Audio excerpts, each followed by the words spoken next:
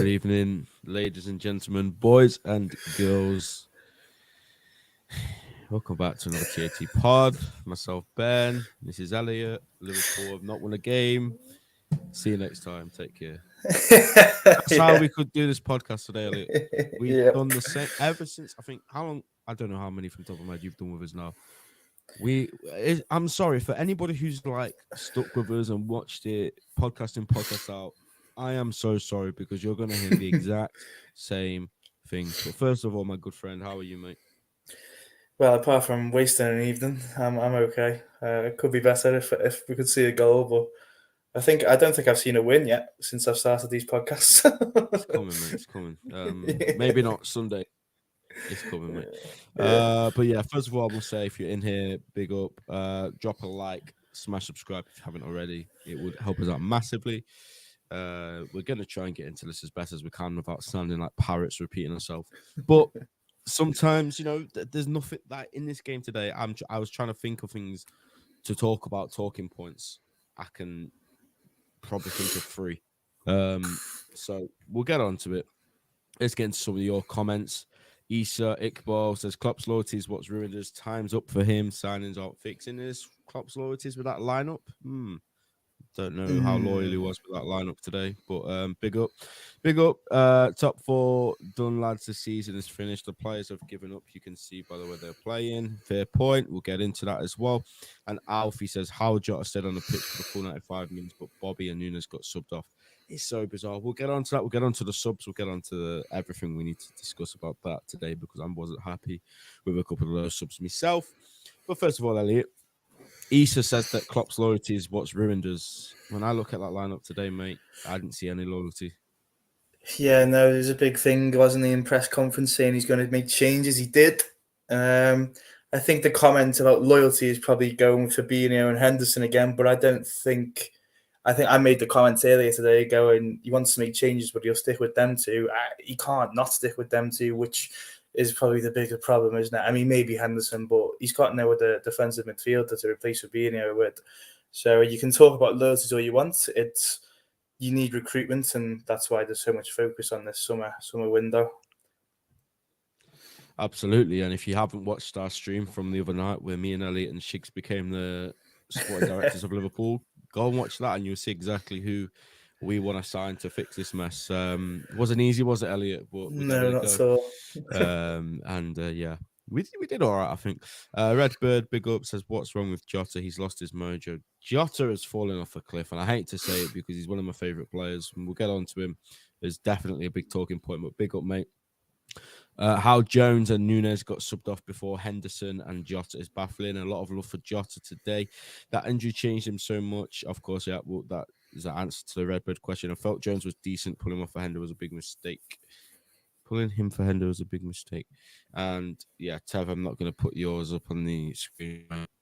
Fair enough. Do you remember anything that's worth talking about from the first half, mate? Gomez had a shot, I think. Was that the first half? Gomez and Fabinho came close towards the end. Towards the end of the first half, they came close, but it's worrying that I have to say those two names, and they're the players who have came closest to scoring goals. Because what's happened? The whole problem.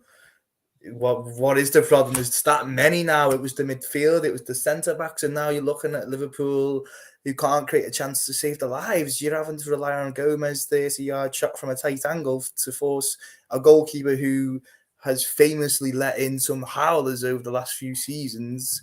You thought you're letting your right back, who isn't right back, playing right back, shoot from God knows how far out to test them. You should be doing so much more, but whether you can blame just the front three, it all comes behind them. We know the score with this. You can't just blame one position in this team. It's meant to be a team, and it's so far from a team at the moment. Exactly, mate. It's just like everything today, from the first touches to the passes. Like, it's been bad, don't get me wrong. But today just, obviously, I know we got a point somehow, but today just felt like there wasn't one thing. Like, if you looked absolutely desperately enough in other games, you can find one or two things where you can maybe take something away from it. So for City, for example, for mine, I thought Cody Gakpo was showing a lot of promise, and for him to not start today, I felt that was a bad decision myself. And I have to agree with the comments. I don't know how Jota lasted as long as he did, because it was evident his mind was off it at the minute. Ever since his injuries have started coming in, I think he's not scored in like 31 appearances now. Yeah, I think it was after today. It's 31, I think it was, wasn't it? So And it's that's a big concerning. concern, mate. A huge concern, because when he came in, he's scoring consecutively, like consistently, game in, game out. You give Jota half a chance, he'll score it. There was that moment where I think it was Cucurella, he gets Yeah. past. Back in the day, mate, he would have pulled one with his left foot. Yeah, Today, I don't know what he was doing. such a when it's like a bit of a cliche, such a lack of confidence. That is it. In one snapshot, he has a slight bit of confidence. He takes it first time, but he wants an extra touch. He wants to hesitate, and I feel like the whole front line probably would have done that, to be honest, because they're lacking so much. Maybe Nunes never normally seemed to be, because he was trying to whack one in from about 35 yards at some point, which is all good and fun. We like Nunes have been in this chaos. But that is also a problem, because that's what he's thinking is the best solution to not be able to get a proper chance. So it's just a problem, a big problem, I think.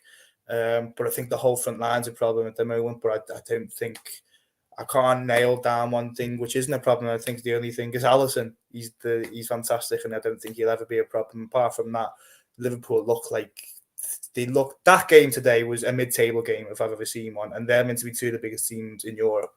It's shambolic, really. Absolutely, mate. Can you still hear me, by the way? Because I've seen it, my Wi-Fi's just dropped a little bit. Yeah, no, I can still hear you. Yeah, cool. I just get this thing come up on my screen when the Wi-Fi drops.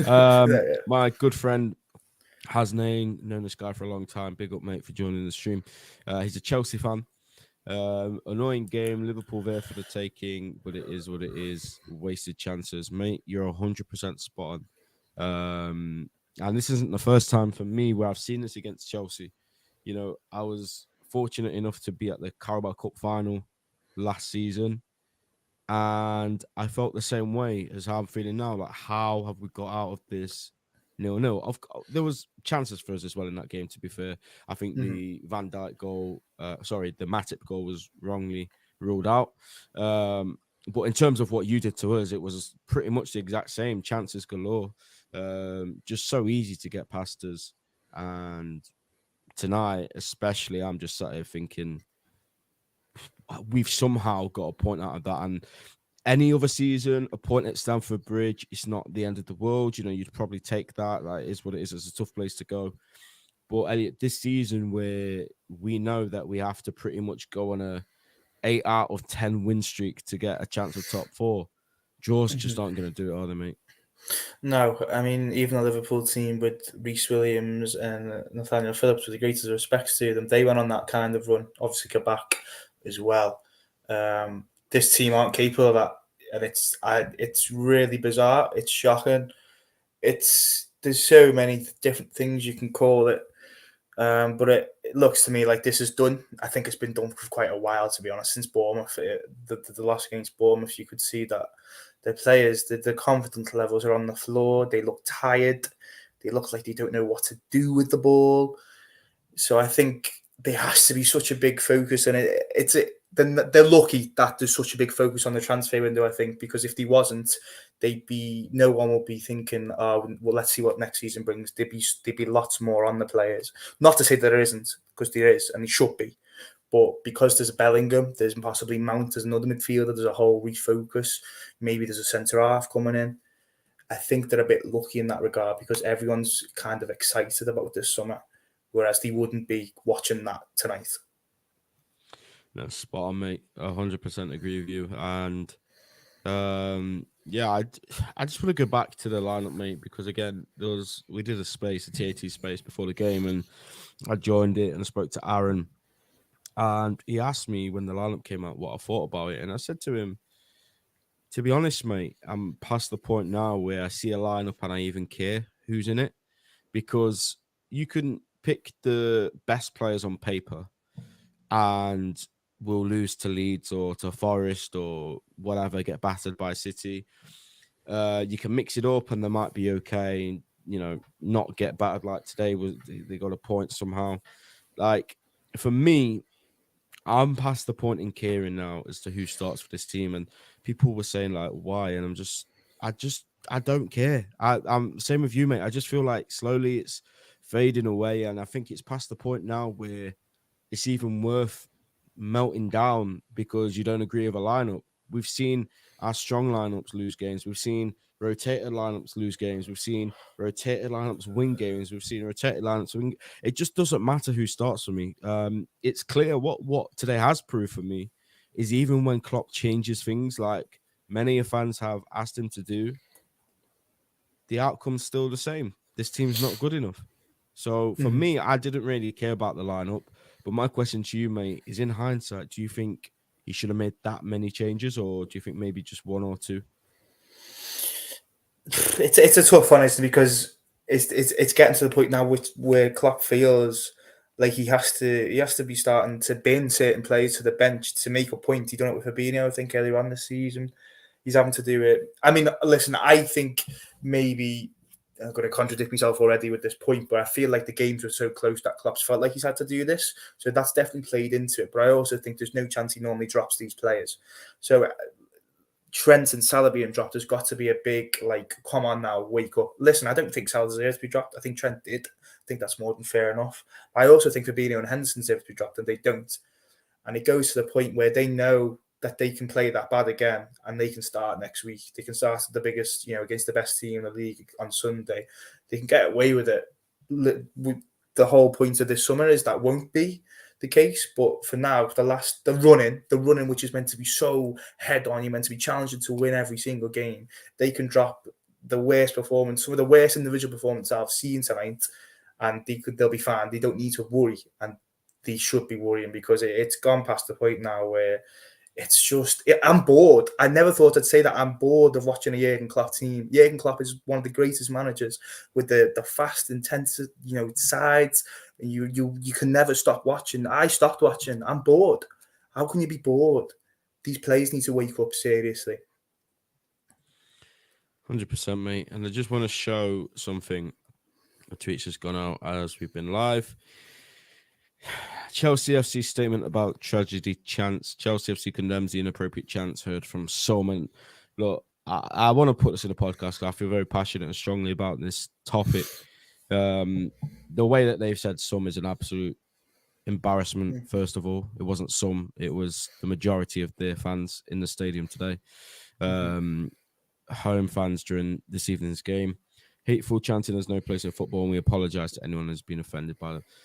Elliot, with all due respect to Chelsea for putting that statement out, I'm tired of clubs cutting and pasting the same apology. As the tweet says underneath, second Premier League club to make a statement following an LFC game in the past week. Yeah. Where do we go from there, mate? Because obviously for you yourself, you are more closer to the city than I am, and I get angry and annoyed about it, mate. So for you, what's the solution? Listen, it's the endless question. What is the solution? It's the most sickening thing. Why can't we just enjoy a game of football? It's awful and it'll never get better. The biggest statement that it can be made is to ban every single one of them, but people don't want to sit there and pick out every single one, and it's inconclusive to also probably do that. It's an endless situation, and the fact it's becoming, it used to be one idiot and maybe a few other idiots following the one idiot. Now it's majority of crowds. It's getting worse, and the Premier League needs to step up, the FA needs to step up, and clubs need to step up. Statements aren't enough. I feel sorry for the families, and I'll never not feel sorry for the families. They fought so hard for justice, and it's not, to them. It feels like they haven't got justice because people don't believe the truth, and it's just getting worse, and it's just so hurtful. What to do? Listen, the FA need to pull the finger out, but the FA, they're scared to. Premier League too. the bigger organisations don't know what to do themselves. So it's an endless situation, but something needs to be done. But again, it's an impossible question, really. Well said, mate. Well said. Yeah, I mean, I don't know. Like you say, none of us have answers, but we're tired because I'm not gonna try and like say whatever about our fans, but if one song, and we all know the song that could be sung about Chelsea fans, that has been historically wrongfully so as well, by the way, let me emphasize that. And if that was sung today, there would be fans banned, there would be an uproar about it and all of that. But for some reason, for our club, you can sing whatever you want and get away with it. So for me, there has to be strong repercussions for those disgusting songs. I just felt it was important to bring that up because there's just been a statement from Chelsea made about absolutely, it. Yeah. Another topic that people are talking about today, mate, regarding the game is the Henderson and Alisson moment. What did you make of that? Yeah, I wasn't pleased. Listen, I know Henderson's the captain, and he's been a really good captain. He's lifted so many trophies, but I think as soon as you bring the confrontations which should be in the dressing room onto the pitch, you've got massive problems. It happened against Manchester United at Old Trafford, Milner and Van Dijk. It's a worrying sight straight away from then on in. From this season, it was so early on in the season, you're thinking, oh my goodness me. Don't let people see that. Don't let people jump on it. Don't let your supporters worry. Don't let your coaching staff get annoyed at you. You're letting your emotions sizzle out onto the pitch when your focus should be just, okay, put it behind you and move on. Listen, I'm not a professional footballer. Maybe this is the way to do it. But I don't think it is, and I don't like it. And especially how many times has Alisson Becker helped Liverpool out this season. Liverpool would be even worse off, if it's possible, this season. And Henderson has been miles off it. He was miles off it tonight. So I think a bit of self-awareness wouldn't go amiss. I know he's the captain. I know he feels like he should be berating players. Fair enough. It's your job. But keep it inwards. Keep it until after the full-time whistle, especially when you should know that you've just had an absolute howler yourself and Alisson's just got Liverpool a point. Absolutely, mate. Yeah, to be fair, when I first watched it, I was already angry with the game and the performance. A few individuals. I wasn't happy to see it, but then I did realize, you know what, like we don't know what it is like to be in those situations where tempers are just through the roof. They're probably feeling every bit of pressure right now on their shoulders, and obviously something's been said. I think Henderson doesn't necessarily have to kind of put himself near Alisson like that. Yeah, it's not nice. It's not nice to see. Shout at him, fine. Shout at anyone, fine. But not don't do that. It's like it's almost making a bigger situation out of what it is to me. But maybe he felt it was necessary. Yeah, I'm sure that they'll be fine now as well. Like, I think there's no been squashed straight away. Yeah, I don't think they'll take those things into the dressing rooms. But speaking of dressing rooms, I wanted to touch on this comment. Now, Michael, I can see why people would suggest this, and I wouldn't be mad at anybody for suggesting this, but I don't feel like Klopp's lost the dressing room. I just feel like the dressing room that Klopp has is just stale and it's just not it anymore. And we've spoken about this for so many episodes and so many podcasts where you can only continue with the same thing for so long before it does go stale. It just becomes useless, lifeless. To play the Jurgen Klopp way, we all know, and everybody knew that it's not going to be a thing that you can do for years and years, just because of how much it physically takes out of you. So for me, I just feel like this season is a product of lack of investment. And I'm not saying whose fault that is, by the way. For me, it's majority on the owners. I know some people seem to think that Klopp is against bringing new players in because he loves the ones he's got so much, even though he's letting Naby Keita and Oxlade Chamberlain go on freeze. But anyway, I don't think he's lost a dressing room personally. I just think every single team that I've seen growing up, maybe bar Man City, they did have a season where they just finished fourth and that, I think, but most of the teams that I watched growing up, Man United, Arsenal, Chelsea, Tottenham, I mean, they were never the level that we were, but every single one of them across 7 years has a season where maybe they just have to reset, or maybe not a full reset, maybe just change 3 or 4 things. That's happening to us now. And as long as we're back competing next season, as long as we get the targets that we are thinking that we're getting, after a certain Paul Joyce has dropped a few hints, then if we're still the same way, then yeah, I'll agree with that point. After we've seen the investment, after we've seen a few changes, if the results don't improve, if we don't get back to competing, I will concede this. But for now, I just think it's the teams all over the place. It's old, lack of investment. Maybe Klopp's a bit lost with what he has right now. What do you think on that, Elliot? Do you think he's lost the dressing room? No, I don't think so. I think as soon as Klopp loses a dressing room, something's terribly wrong with the sport, because he's one of the most. He comes out in every press conference, and I think, oh my God, Liverpool are going to win and run now. He has a way with words which you can get inspired by, and if a player can't get inspired by, that's the player's fault.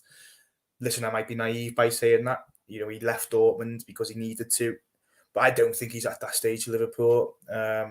I'd be shocked. Listen, I think next season's a difficult one already for me, because this season's accidentally became a transitional season, because Klopp was, banking on this set of players, midfielders specifically, to do what he done last season. That naivety, or whatever you want to call it, too much trust. It's backfired, obviously. So this has accidentally turned into a transitional season where you're bedding in the likes of Nunes. They've jumped at Gakpo. You're bedding in these players. You're then bedding in these players with other players who shouldn't be there. So then you've got to get a whole lot of other midfielders in next season. Listen, I think Liverpool need to be competing, but I don't think they'll be competing to the point where they have been in the past, because we have to kind of maybe reluctantly say it's going to be another transitional season because of how many signings are expected to come in. So I don't think. Listen, if it's as bad as it is now, at the start of next season, questions should be rightly asked. I think questions are getting asked now, and I think they're fair to be asked. But I think a transitional season again next season is what should be expected, but not this. This is not good.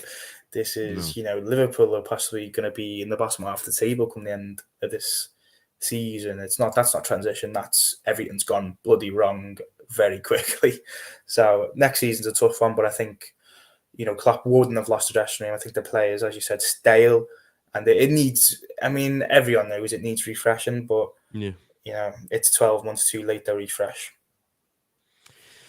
Absolutely, mate. Absolutely. Look, we all know that, and I think it's clear the targets we want. We can speak about them, but we all know there's 2 that have been reliably linked over the last couple months, time and time again. Jude Bellingham, Mason Mount. The other one, which I was pretty certain was going to come in, Matheus Nunes, has been played down now. Apparently, Wolves have taken the clause out of his contract, which allowed him to move to us for 40 million or something like that. So, yeah, we ain't getting him now. There's no way we go over 50, which I think is what they're probably going to hold out for. So, yeah, I mean, Bellingham and Mount, is that the solution? No. Is that a very, very good start for me? Yes. I think just Bellingham, bringing him in already, is just night and day on what we have right now. And, you've got these edgy people on social media that try and play down Jude Bellingham's talent and ability for a 19-year-old kid. And it's like, honestly, have you watched this guy play football? Because for what he does now is not normal for a 19-year-old. And honestly, if we brought him in, people would soon realize exactly what this kid's all about, exactly how good he can be, and exactly how lucky we are. Because if he does come in, we are incredibly lucky, because he's a better man than I am coming into this team. I'll tell you that much, because I can't think of many situations where that has happened in football, to be fair. One team's on for a quad. Yeah, Bellingham's coming next summer, or insert whatever top player you want is coming next summer. And then, like you say, there's a chance they could finish mid-table, and then they still get that player. Most of the time, that player turns around and says, actually, I'm all right, thanks. I'll go elsewhere. So, look, if he does come, and it would suggest that we are confident in getting him now, based on Paul Joyce's article yesterday. We are so lucky because we don't really deserve a player on that caliber right now. But it's just a good job. Our club's absolutely massive, and we've got Jurgen Klopp. The second one, Mason Mount, just before I let you come in, mate. Again, he's not one that I'm too sold on yet. He's not one that I don't think he's on anyone's top 3 or 4 to come in. If you could pick, if it was down to me and you, we could pick the 3 midfielders. I don't think either of us would say him. Do I see qualities in him that would improve on what we've seen tonight, last week, the week before, the week before, the week before? Absolutely, mate. Absolutely. And again, as long as you can get him for a decent fee, I'm not against it because I'm just tired, mate. I'm not against anything right now because I'm just sick to death of seeing the same old nonsense from our midfielders, from our centre-backs, from our full-backs. I mean, I'm just going to go on another tangent before you come in, mate. Costas Tsimikas today. If anybody, and Shigs, I'm speaking to you, mate. If anybody thinks that he is good enough or he will be good enough to displace Andy Robertson, please just, I know it's hard to book a doctor's appointment right now, but please just try your best to get your head tested because what I saw tonight from him, go on, Elliot. What do you think, mate? Potential signs. Yeah. My head's so because I've got to jump in on that because I said when we done that, when we were the directors of football on the podcast, I said I was half and half. I just so shaky and so I don't want to be harsh, but he was so bad, and he just was. I can't say anything more. It was so bad from the first minute. He was getting ragged all over the place.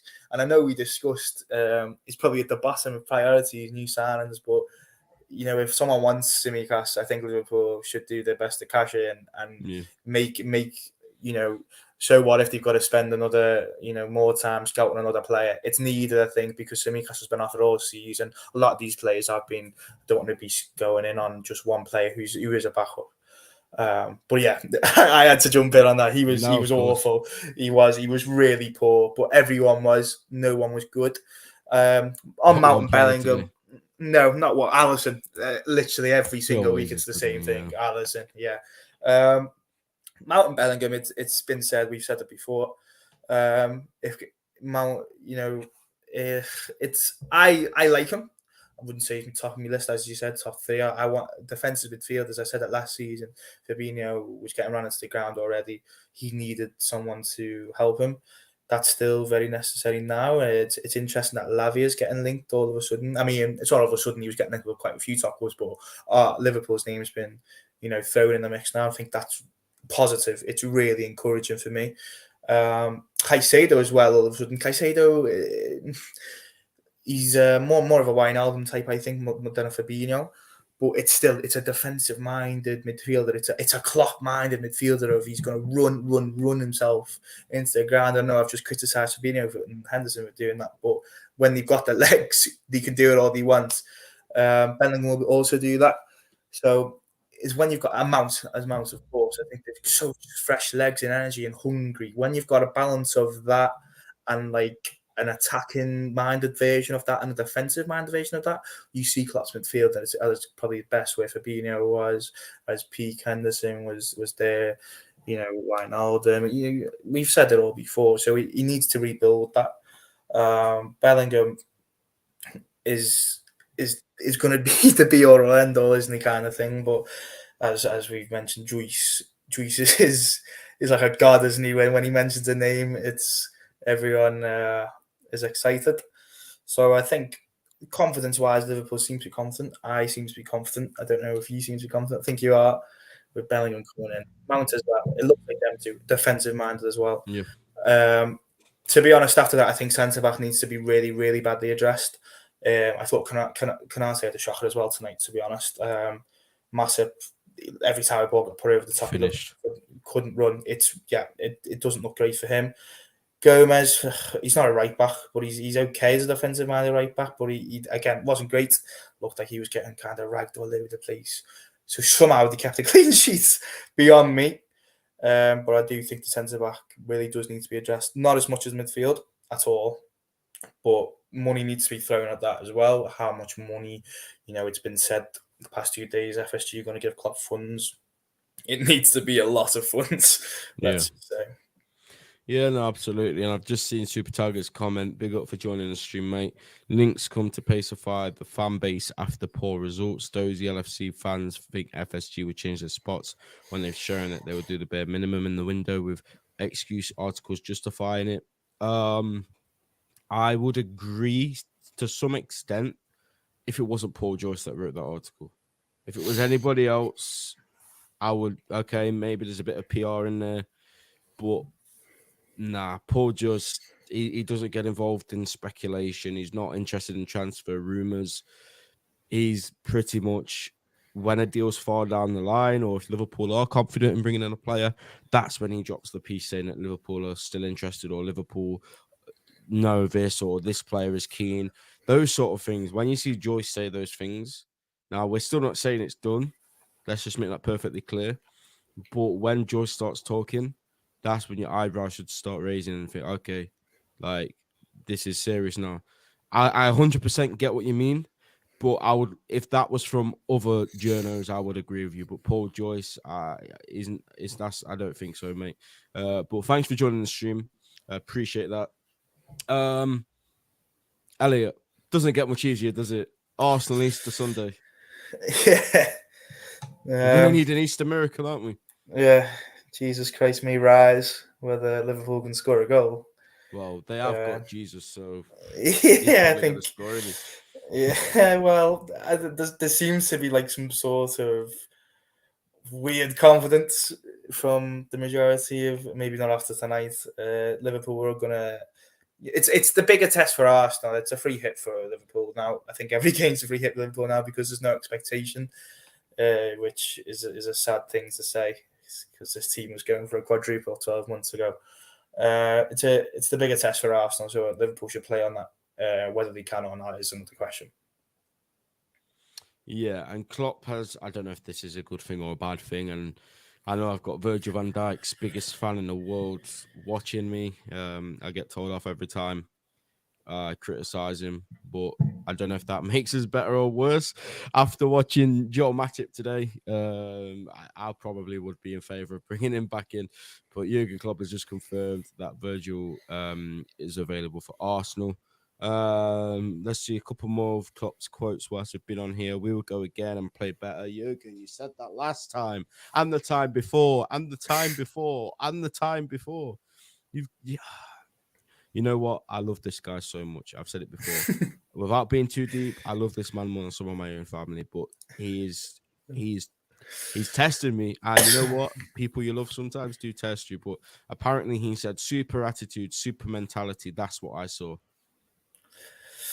I think he needs to get some glasses again because since he's not had his glasses, I think he started to be a bit more questionable. Maybe tonight was this Liverpool side being super mentality and super effort or whatever you said. He said maybe that's all they're capable of now, which is a fair thing I think to say. Yeah, I mean, just going back to Arsenal on Sunday, for me, the only saving grace, and this isn't even a saving grace, this is just the only thing I have to cling on to right now is it's at Anfield. Other than that, there's nothing I can see in this team that makes me think we can beat Arsenal right now. And that's sad, mate, because Arsenal have been our whipping boys for the last 4 or 5 seasons. Yeah. We play Arsenal at home, it's a guaranteed 3 goals. Jota gets at least 2. Firmino usually becomes a madman. This time, mate, it's the first time in a long time where I'm actually thinking they are very scary. Yeah, they are. There's no question. They're the top of the league for a reason. It's, as I said, it's probably the biggest test they'll get now. Until maybe they play City still, don't they? So maybe not. But maybe mentality-wise, I think it's their biggest test because Arteta last season when Liverpool won 4-0, Arsenal had Liverpool probably where they wanted them. Midway through the first half, then Arteta loses his head, and the Anfield crowd literally defeats them themselves. It'll be on how naive Arteta wants to be. I think he's proven he's not that anymore, but he loves to be the pantomime villain on the touchline. That won't work at Anfield. it just depends on how much the fans actually believe in this team. Which I mean, I can't blame anyone for thinking that they won't get a result on Sunday, but I don't think anyone thought Liverpool would get a result against City going back to October, obviously. But that was a change of system that day. I think it's needed now. 4-3-3 is nothing. It doesn't work. To even just get a Europa League place, and I know people go, we don't want Europa League. Europa League in Klopp's first half a season saw some of the greatest Anfield nights under Klopp. Liverpool need Europe of some sort, so they've got to change something in order to get results. No European football next season is so dull. I'm taking Europe in whatever case this is. So they need to change it, and I'd like to see a change again on Sunday. Something has to happen because it's just not working. Absolutely. Yeah, we're gonna wrap up there, guys. I agree with Elliot. We have to, I don't know, I think maybe go back to the guys that didn't play today. Maybe now that they've had a game off, they've recharged, done what they needed to do. I don't know if Virgil was all, mate. I'm not gonna lie. It was a bit of a weird one, wasn't it? But listen, if it helps him rest up, then so yeah, absolutely. But guys, Arsenal next. Read the comments. Okay, I will read some of the comments. That's a good shot, actually. I didn't realize you guys had been leaving so many. Let me just quickly flick through a few of these that we've not read. Bellingham amount is good, but it's not enough. We need more than that just for the starting 11, for the bench as well. When we're 38-year-old James Milner is having to be playing week in, week out. I agree with that. We all agree with that. We've already read that one. Adrian, Gomez, Matip, Jones, Milner, Henderson, Phillips, Arthur, Ox, Keita, Firmino, Fabinho, Thiago, all out. Is that who you get rid of next season? Wow. That's more than what we said, I think. But yeah, maybe. Chris says no Mount. I don't think he wants Mount, guys. I don't think Chris wants Mason Mount. We'll see, mate. Look, if you're against Mason Mount and we sign Mason Mount, let's just hope that it proves you wrong, because we'll need him to, won't we? So what else is there? We go again, ridiculous sort things out. Listen, we all hope he can, and I'm confident he still will. Maybe not this season, maybe after this season off, but we haven't just got him for the season. It's a shame that it's come to this, but it is what it is. Yeah, I think that's it, to be fair. I don't think there's been much else said. But guys, Arsenal on Sunday, I think we'll probably do the pod on Monday night, because I'll be with my family for Easter Sunday. So yeah, make sure you're around for that. Hopefully we have a win, Elliot, for you, mate. Yeah, please. And yeah, guys, if you celebrate Easter, then have a great Easter. If you're celebrating Ramadan, then of course we hope you're having an amazing time with your family and your friends, and it brings you a great time of peace and everything with that, and health, and just that you're in a good place right now over that time. And we will see you in the next podcast, and yeah, take care and goodbye for now.